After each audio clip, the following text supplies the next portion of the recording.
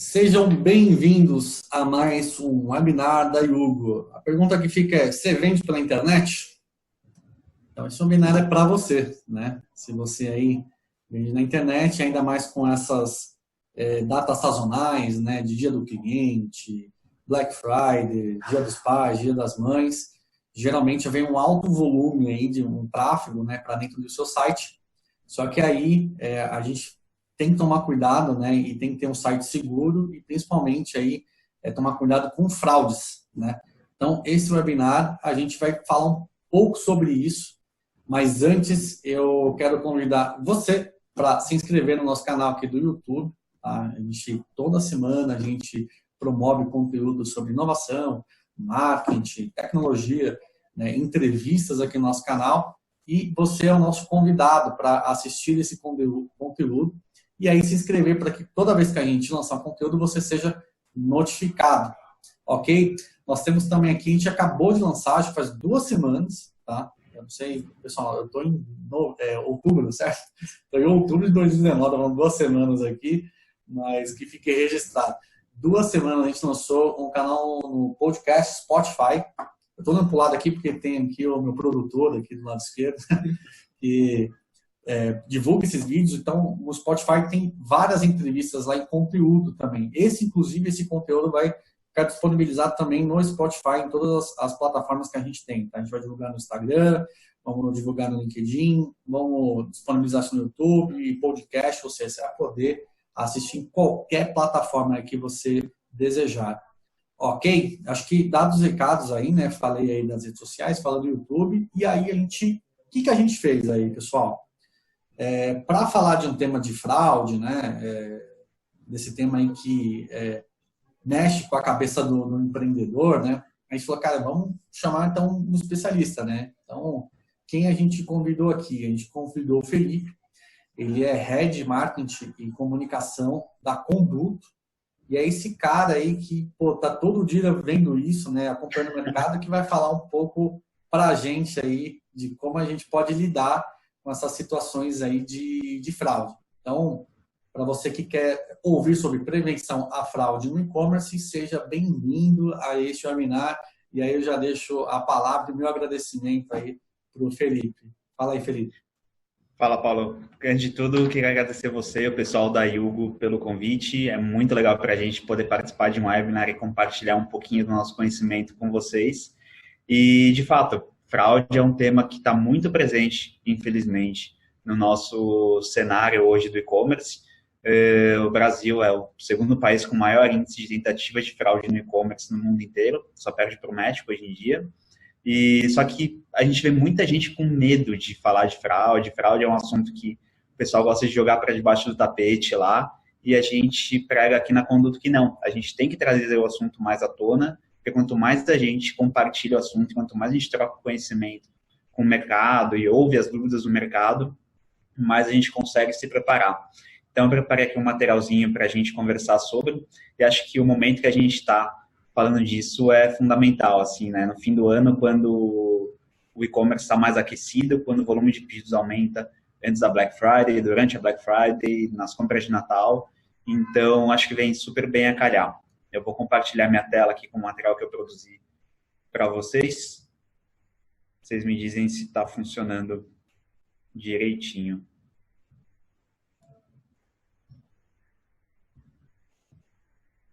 Vamos ver.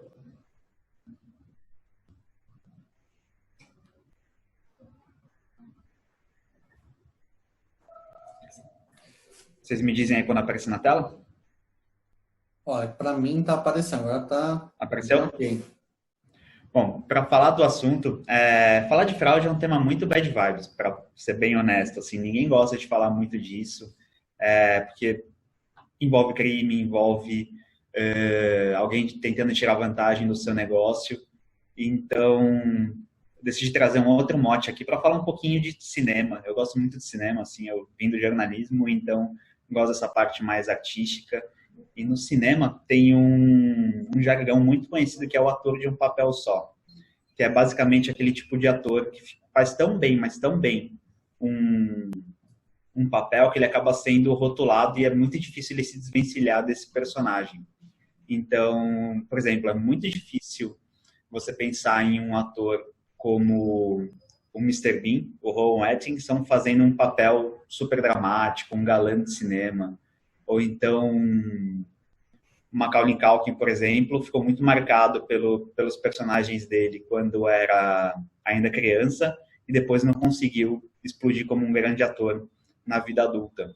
E tem um caso muito emblemático também de um outro ator no seriado, na parte do cinema da TV norte-americana, que é o Bryan Cranston, e ele era muito ligado a um personagem que ele fazia num seriado que chamava Malcolm in the Middle. Era uma comédia ali meio água com açúcar, sobre a família tradicional dos Estados Unidos, e ele tinha uma temática meio bonachona, assim, ele era meio um pai bobalhão, meio Homer Simpson, e ele era muito estigmatizado por esse papel. E falaram que era muito difícil que ele conseguisse superar esse papel. E ele traz um pouco assim o que eu trago sobre o Antifraude, que é basicamente um ator que ele acaba sendo um mal necessário, tipo, naquele papel. Ele não fazia o papel mais incrível do mundo, não era o que mais exigia dele, mas ele fazia ali o seu papel. O Antifraude basicamente é visto hoje também como um mal necessário, muitas vezes, por um lojista, porque ele acaba sendo mais uma despesa, mais uma linha ali no seu DRE, que já tem tantas linhas ali de impostos, fornecedores, ferramentas, custos fixos, custos operacionais, né? E muitas vezes as pessoas que estão entrando agora no e-commerce acham que o antifraude é uma ferramenta não tão essencial para um negócio, que é só um sistema que você tem que ter ali porque às vezes a sua operadora de cartão, seu meio de pagamento, seu intermediador exige que você tenha uma conexão com o antifraude. Mas isso, quando eu entrei no mercado de meio de pagamento lá em 2015, isso estava muito atrelado, assim, era muito verdadeiro.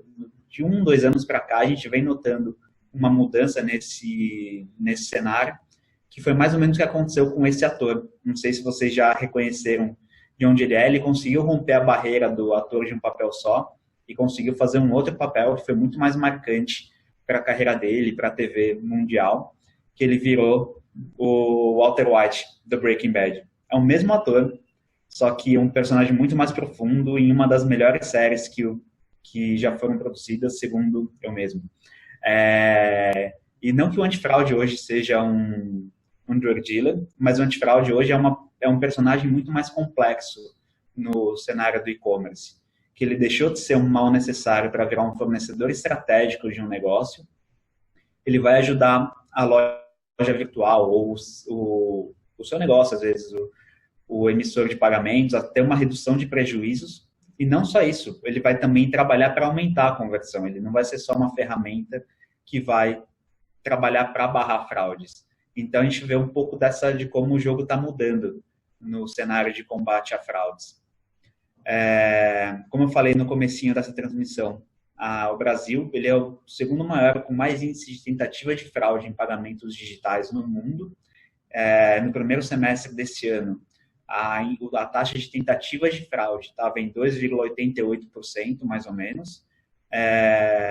Isso é quase metade do México. No México chega a superar 5% de taxa de tentativa.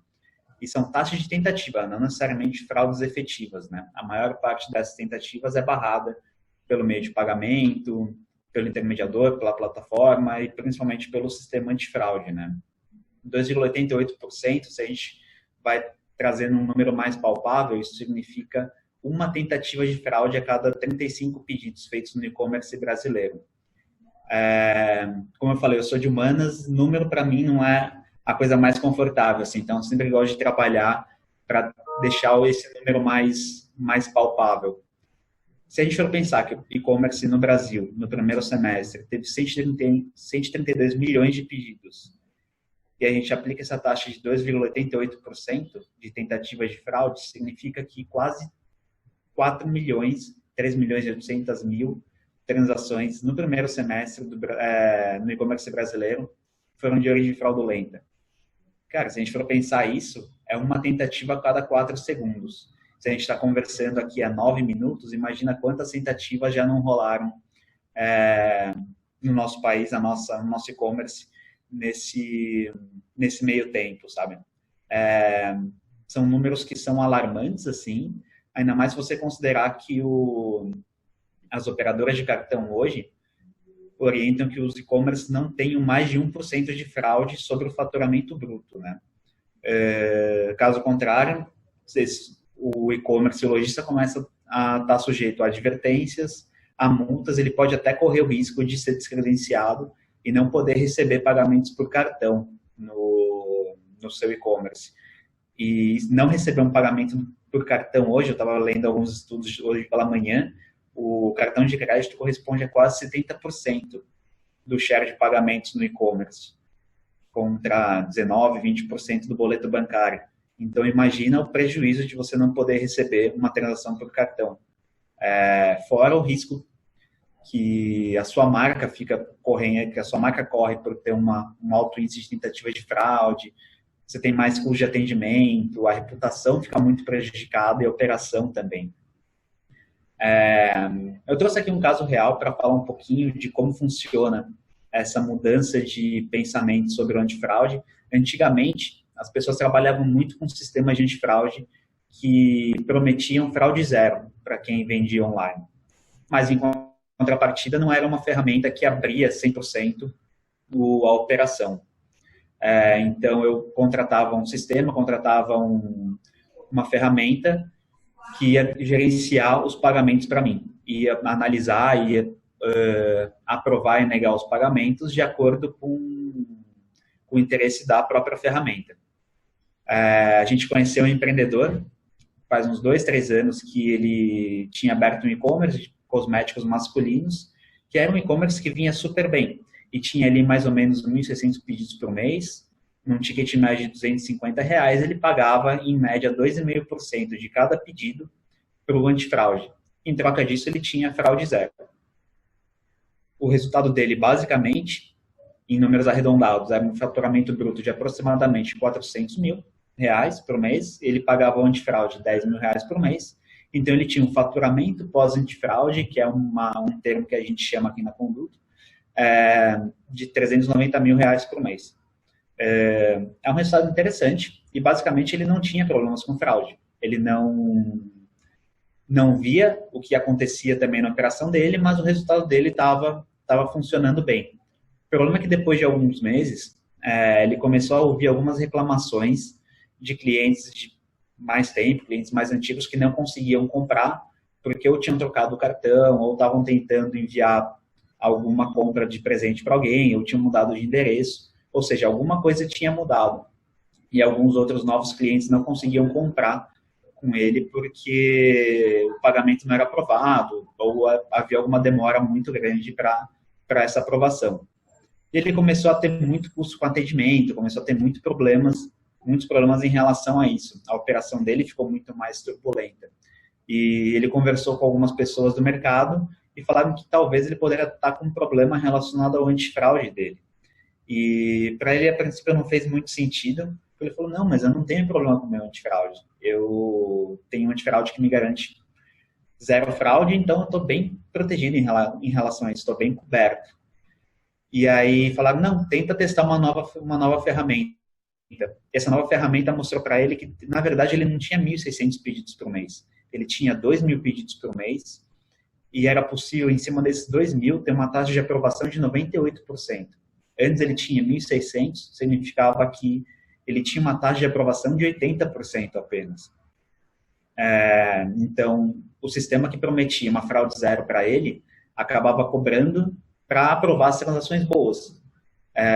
E não fazia muito esforço em verificar se as minimamente suspeitas eram de origem fraudulenta ou não, porque isso demandaria um custo maior para o sistema antifraude, e a gente sabe que hoje o core do sistema antifraude é barra fraude, inicialmente ou originalmente, e do e-commerce é vender. Então, muitos sistemas acabam não assumindo o risco de uma transação de maior valor, sendo que ela vai ganhar um valor bem menor para analisar um pedido. Então, o prejuízo, o tombo seria muito maior, né?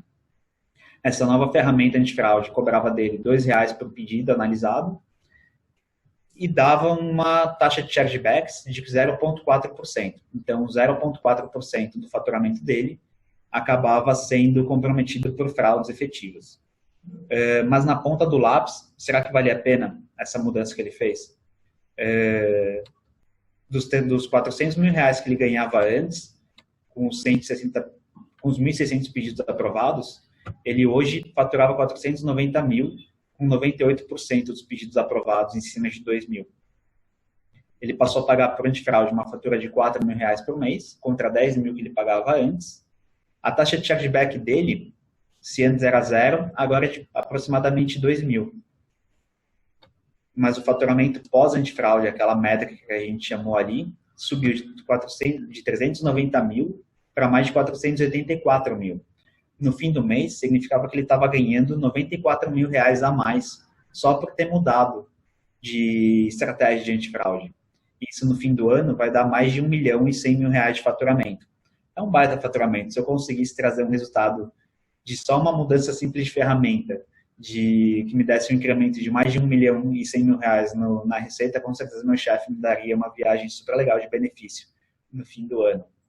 Mas o que a gente quer dizer com isso é que o antifraude, hoje em dia, ele tem que deixar de ser essa geringonça que a gente está mostrando aqui, que é uma caixa preta de avião, na verdade, que é uma coisa misteriosa, inacessível, você só acessa quando dá algum problema, e com um viés negativo.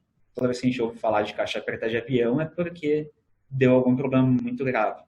E geralmente as empresas pensam um pouco disso do antifraude, que é um sistema que é misterioso, você não sabe como ele funciona, você não consegue conversar com o pessoal porque eles se limitam a falar que não, estão barrando fraudes e você só vai ter um contato mais próximo com ele quando a situação está ruim. Hoje em dia não é bem assim. Hoje em dia a gente acredita que o antifraude tem que ser basicamente um grande painel de controle, em que você tem várias operações, você está observando diversas métricas, está tentando calibrar ao máximo os índices de aprovação e de rejeição, de taxa de chargeback, tem que controlar melhor a operação do seu cliente. É isso que a gente acredita hoje aqui. Então, o antifraude hoje, ele tem que trabalhar com alta eficiência, ele tem que ter uma visão 360% do negócio do cliente dele, tem que utilizar diversas técnicas de análise, não se limitar a uma ou outra, utilizar uma combinação que privilegie inteligência artificial com inteligência humana, porque só a máquina por si só não vai aprender tão bem como se um humano estiver lá ajudando e dando inputs e calibrando as ferramentas, e ter uma operação transparente. Aqui eu coloquei diversas técnicas de análise, e muita gente pode ficar confuso se a gente trouxer esse assunto à tona, porque durante muito tempo a gente acreditou que para barrar uma transação fraudulenta na internet era basicamente fazer uma grande checagem de dados cadastrais. Então, se eu conferisse o nome do cliente, o RG, a data de nascimento, combinasse com o CPF, fizesse checagem nos birôs de informação, nos birôs de crédito, bater nome de parente, ver o endereço de entrega, endereço de cobrança, eu poderia aprovar o pedido porque ele é positivo. Só eu teria acesso aos meus dados cadastrais. Não é bem verdade hoje em dia. Nos últimos meses, a gente tem visto uma crescente absurda de vazamento de dados. Recentemente, o Equador teve mais de 98% dos dados da população, aliás, dados de 98% da população vazados.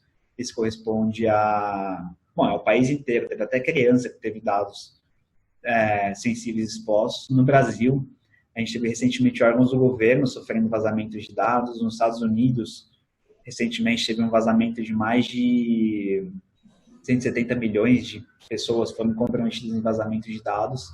Então, os dados cadastrais já não são um ativo tão importante assim hoje em dia na verificação. Uma outra técnica muito utilizada é o gerenciamento de regras. Então, você tem ali um grande dashboard, um grande painel, em que um time de especialistas vai lá e vai calibrar na mão, configurar centenas, milhares de regras. Só que um problema disso é que as regras são gerenciadas por seres humanos, e seres humanos erram. Então, isso acaba sendo muito sensível a problemas, assim. E isso gerou um caso que eu gosto de trazer aqui, que é o caso mais ou menos assim, painel de regras, né? E traz o caso que eu comentei aqui, que é o fraudador mais temido do varejo. Quando a gente mostra essa foto e pergunta para o pessoal Quem que você acha que está por baixo desse capuz, por baixo desse moletom? É um hacker russo, um hacker chinês, um hacker americano? Na verdade, muitas vezes quem está por trás desse fraudador mais temido do varejo é um consumidor normal. Esse caso aconteceu com uma pessoa próxima da família, que ela foi basicamente impedida de comprar em um grande e-commerce varejista, porque em algum momento uma transação que ela fez foi marcada como suspeita de fraude. Isso significava o quê? Que ela fez uma compra suspeita, todo o histórico dessa pessoa, com mais de 3, 4 anos comprando naquele site, foi ignorado porque ela fez uma compra suspeita. Todas as compras que ela fazia a partir de então geravam um cancelamento automático. A cliente ficou tão brava, mas tão brava, que ela parou de comprar lá. No final, isso é prejuízo para quem? Porque ela parou de comprar na loja A, mas hoje em dia a gente tem mais de, acho que 90 mil sites de e-commerce no Brasil. Então, se você não comprar na loja A, você vai comprar na loja B, ou na loja C, ou na loja D. Então, é a sua marca que vai acabar sendo danificada se você tiver um sistema que vai acabar barrando muitas transações erradamente. E outra coisa que eu queria trazer aqui é que, assim como o antifraude não é mais uma ferramenta de um papel só, como o Mr. Bean ou como o Macaulay Culkin, que a gente trouxe no comecinho dessa apresentação, o fraudador ele também não é um ator de um papel só. E a gente está acostumado a pensar que o fraudador é esse tipo de personagem. Então, se a gente trouxer uma imagem de um fraudador, essa é a imagem padrão, segundo os últimos 20 anos na imprensa mundial. Uma imagem assim, ela traria todos os elementos de quem é um hacker, um criminoso cibernético. Que é uma pessoa que está num quarto escuro, vestindo um moletom sempre preto, com capuz. Esse capuz cobre o rosto do criminoso, ou ele usa uma máscara. Antigamente ele usava muitas máscaras do V de Vingança. Hoje em dia ele usa a máscara que o pessoal usa na Casa de Papel, porque também eles usam novas tendências. Um detalhe muito importante nessa imagem é que ele está usando luvas de couro. Basicamente, você tem que usar uma luva de couro para poder fazer uma compra com cartão clonado. É impressionante como esse estereótipo foi repassado e não é verdade. A gente, na conduta, a gente faz muitos estudos em relação ao perfil do fraudador. A gente descobriu que o fraudador ele não é um hacker que está na calada da noite fazendo transações num quarto escuro. Ele tem uma profissão, a fraude é a profissão dele, na verdade. Então, ele está lá das 8 da manhã às 8 da noite, fazendo compra, fazendo pedidos para revender. Então, nessas épocas de grande promoção, como Black Friday, é notável como aumenta o número de tentativas de fraude em bens de fácil revenda. Então, smartphones, eletrônicos em geral, passagens aéreas, passagens rodoviárias, esse tipo de produto, esse tipo de bem que você consegue revender e tem muita gente querendo comprar. Justamente por ser o fraudador hoje uma pessoa normal que tem um pico de compra às 8 da noite, 9 da noite, assim como o e-commerce, a gente acredita que você não pode basicamente se limitar a um dado cadastral ou a uma regra para barrar uma transação. A gente hoje acredita em uma alta eficiência combinada com eficiência e transparência e duas tecnologias que a gente usa hoje muito no mercado, que são o comportamento de navegação e a inteligência artificial. O comportamento de navegação é como se ele fosse uma câmera num corredor do supermercado, por exemplo. Então, você vê se o cliente está colocando as compras no carrinho, se ele entrou com uma aparência suspeita e está colocando algum item dentro do moletom, por exemplo. No comportamento de navegação, você vê, por exemplo, quanto tempo a pessoa leva para concluir uma compra, quanto tempo ela navegou no seu site, se ela simulou frete ou não. Então, você consegue coletar muito mais informações para fazer uma análise em cima de um único pedido.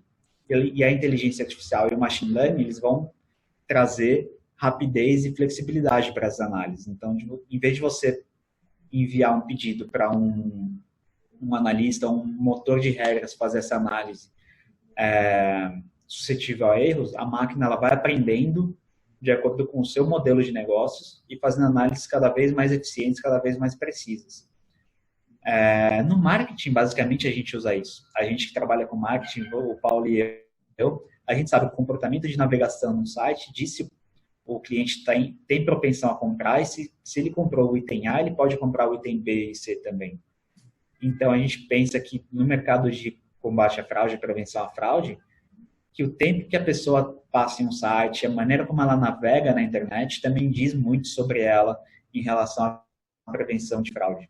Alguns dados que a gente captura, por exemplo, com esse comportamento de navegação, é ver se a pessoa comparou preços, se ela simulou frete, quanto tempo ela passou na página de pagamentos. Um dado muito bacana que é muito utilizado hoje no mercado é se a pessoa copiou e colou os dados pessoais na página de pagamento, como a data de nascimento. Eu, por exemplo, nunca copiei e colei a minha data de nascimento. Quando eu vejo para colocar o campo do dia em que eu nasci, eu acho muito mais fácil digitar 220488 do que copiar uma planilha e colar lá, sabe? Ou então o número do meu cartão de crédito. Será que eu vou lá e digito o número do meu cartão ou eu copio de uma planilha e colo, sabe? Tudo isso são indicadores que vão ajudar o modelo de risco a tomar uma decisão mais precisa sobre um pedido. Então, basicamente, hoje, a gente leva em consideração mais de 2.000 informações diferentes sobre um único pedido para calcular o risco de fraude. E a gente acredita que o antifraude hoje, ele não é aquela ferramenta lá atrás que se limita a uma técnica de análise, e ela é basicamente isso, é um grande campo minado. Então, esse campo minado vai ter várias armadilhas para tentar pegar quem está fazendo uma compra indevida. Então, das principais armadilhas, desde a mais básica, como a checagem de dados cadastrais, como também listas compartilhadas. Então, se eu faço análise de pedidos de um cliente, eu já tenho o histórico desse cliente, esse histórico ele pode ser usado para o bem, na verdade. A LGPD está aí para regulamentar isso, mas esses dados eles podem ser utilizados para dizer sobre o perfil desse cliente em outras lojas que são clientes do mesmo sistema. O fingerprint, que é basicamente uma identidade, uma impressão digital, traduzindo literalmente assim, de um dispositivo. Então, o meu telefone celular ele tem uma identidade, o meu computador tem outra identidade, o computador do Paulo, o seu computador que você está usando para ver esse webinar, cada um tem uma identidade diferente, tem uma marquinha ali que você consegue tornar único. Tem alguns problemas no fingerprint hoje em dia, como colisão, quando tem computadores e dispositivos muito parecidos, e tem também algumas ferramentas que criminosos usam que conseguem simular o fingerprint. Então, o fingerprint ele tem que ser mais um ingrediente nessa análise e não o único ingrediente, né? Então, comportamento de navegação, como eu disse aqui, a inteligência artificial, outras features eficientes que sejam capazes de ajudar o seu negócio, uma equipe treinada, e com tudo isso, a gente consegue fazer que o seu cliente bom navegue tranquilamente pelo seu site e o fraudador ele vai cair em alguma dessas armadilhas e vai ser pego. Mas o que eu quero trazer aqui, basicamente, é um novo papel do sistema antifraude, que ele deixa de ser aquele ator de um papel só, ele deixa de ser só um sistema que vai barrar fraudes e vai ser um sistema que vai otimizar a conversão, vai fazer você ter mais vendas, não vai ser um sistema anti-vendas. Afinal, é um sistema antifraude, não anti-venda. Ele vai deixar de ser um custo inevitável para um lojista e ele vai ser um diferencial estratégico, que vai ajudar em um aumento de faturamento.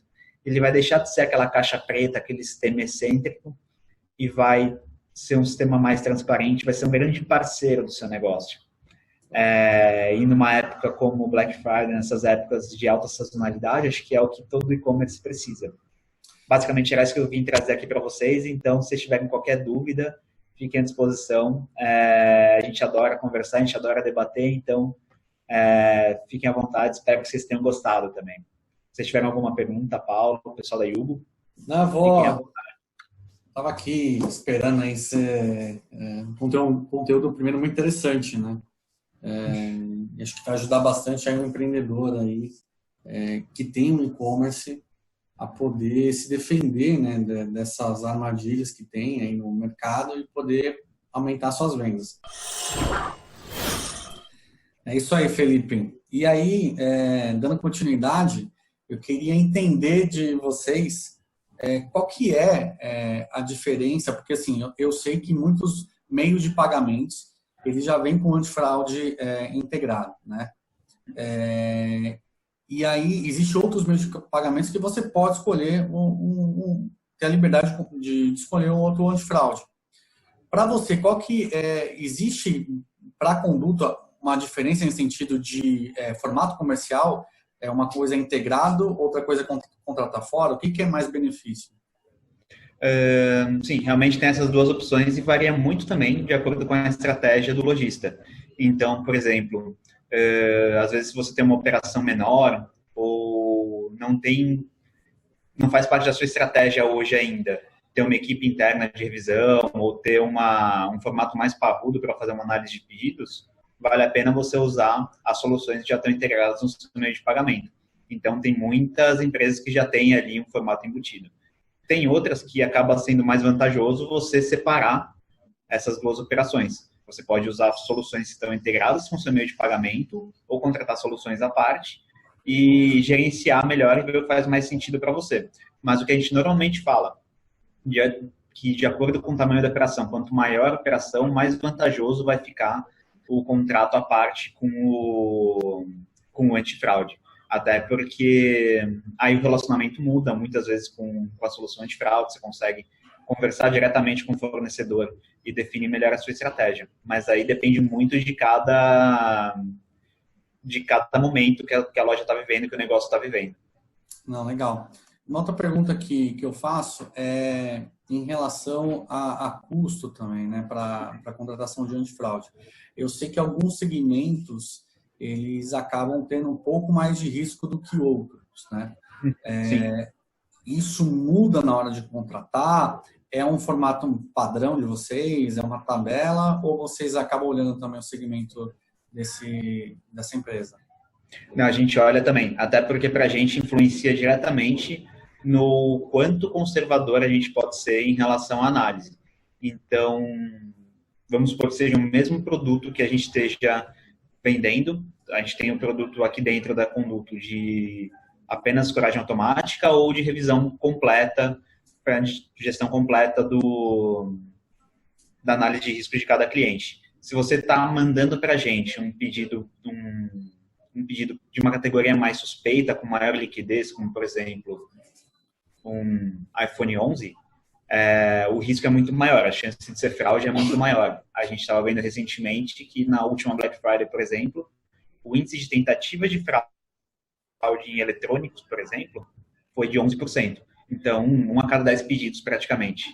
Então, a gente tem que fazer uma análise muito mais precisa, tem vários níveis de análise, a gente mobiliza mais equipe para ficar de olho nessa operação. O monitoramento é muito mais minucioso, então o custo também acaba sendo maior. Mas se você tem um produto de menor liquidez, como, por exemplo, roupa infantil, roupa de bebê, por exemplo, o risco é mais baixo, assim, tem menos chance de ser um fraudador ali tentando comprar aquele produto. Então, a gente consegue ter uma melhor operação, uma melhor performance em relação a menos equipe despendida, sabe? O nível de risco é menor. Então, a gente acaba colocando isso na ponta do lápis também. Show de bola. Bom, pessoal, vai acabando aqui o nosso webinar. Quero agradecer a Felipe da Conduto pelo excelente conteúdo que trouxe para a gente. E deixar aí, Felipe, para você aí, como é que as pessoas podem encontrar vocês, né, os seus canais de comunicação, se puder falar para a gente. A gente adora compartilhar conteúdo, não sei se vocês conseguiram perceber como a gente se empenha nessa parte de fazer palestras, fazer artigo, fazer webinars. Para a gente é muito legal estar do lado de um parceiro como a Yugo. E o nosso blog, blog.conduto.com, tem um monte de artigo, tem quiz, tem notícias, a gente faz uma cobertura bastante completa sobre o submundo da fraude, o mercado de meio de pagamento. A gente é muito ativo nessa questão. Então, sempre que você quiser aprender ou quiser compartilhar conteúdo com a sua equipe, quiser treinar pessoas, tem muita empresa que treina pessoas usando artigos do nosso blog, está super convidado. No nosso blog também tem uma seção de materiais gratuitos, que ali você consegue ver cases de sucesso, consegue ver relatórios exclusivos que a gente publica, outras palestras que a gente já fez pelo Brasil afora. Então, fiquem à vontade. a gente está de portas abertas. Se vocês quiserem algum contato comercial também, a gente também está disponível no site conduto.com. Clica ali para falar com a gente já encaminha diretamente para o nosso time comercial. Show de bola. Quero mais uma vez agradecer vocês aí pelo conteúdo, pelo tempo. Agradecer você também que assistiu esse conteúdo até agora. Tenho certeza que acrescentou muito, porque foi um conteúdo bem enriquecedor.